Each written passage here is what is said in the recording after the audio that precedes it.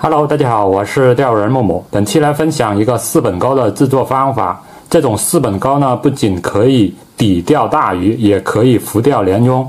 首先呢，我们准备一个瓶盖，像矿泉水瓶子的瓶盖啊，或者其他瓶子的塑料瓶盖都是可以的，大小呢不要太大。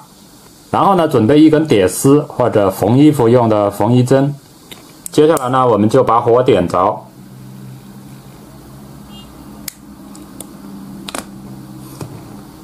然后呢，用钳子把这个缝衣针给它钳住，放到火上烤。把这个针头烤红以后呢，我们就往这个瓶盖上戳小洞，这样一个，然后在平行的这边也戳上一个，一共戳4个小洞，就是这里一个，然后在平行的位置下面也要打上一个，然后旁边、左边、右边就平行的位置4角打上4个洞。接下来在瓶盖的这个中心点也要打上一个洞。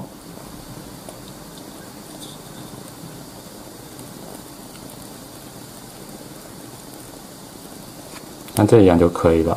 剪出2根一样长度的这个鱼线，然后我们把它绑到8字环上面去。这个线穿到8字环上以后呢，我们就要进行下一步的操作。然后呢，把瓶盖拿过来，把这个8字环穿过这个瓶盖刚才打好的这个孔，像这样就行了。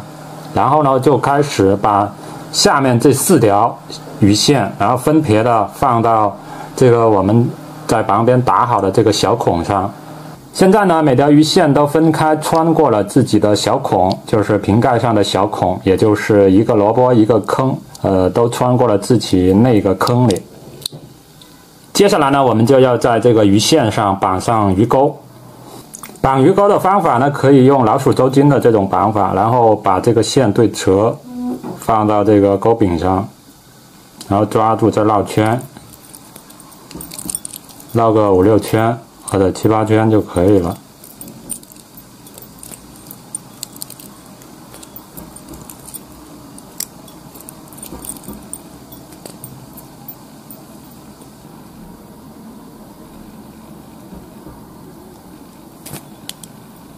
然后抽动，调整位置。4个鱼钩绑完以后呢，这个4本钩也就制作完成了。